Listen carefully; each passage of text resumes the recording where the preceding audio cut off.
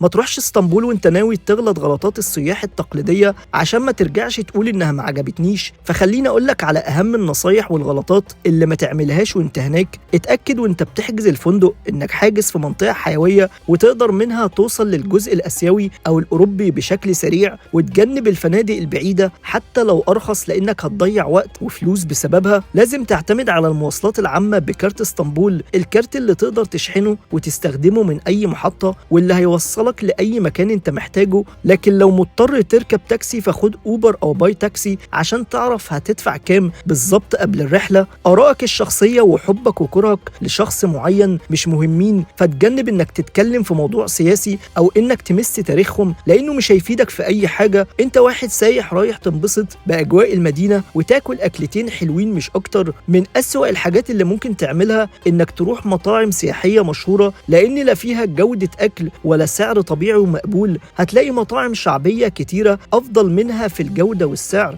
اتجنب تماما تعلي صوتك أو تتكلم في التليفون بصوت عالي خصوصا في المواصلات العامة لأنها حركة مستفزة جدا ليهم، وعادي تلاقي حد فيهم بيعلق لك عليها. خليك لطيف مع حيوانات الشارع لأنك هتلاقي الناس هناك بيعاملوهم بحب، وده التصرف المفروض يبقى العادي في أي بلد مش بس في اسطنبول. والأهم ما تاخدش حكم مسبق من حد وانت رايح ليها. عيش التجربة بنفسك وخطط لرحلتك صح، واعرف كويس عايز تزور ايه، وصدقني تجربتك فيها هتبقى ايجابية. ولو انت رايحها قريب قولي في الكومنتات وانا ابعت لك خطة سفر ليها وايه الاماكن اللي مفروض تزورها.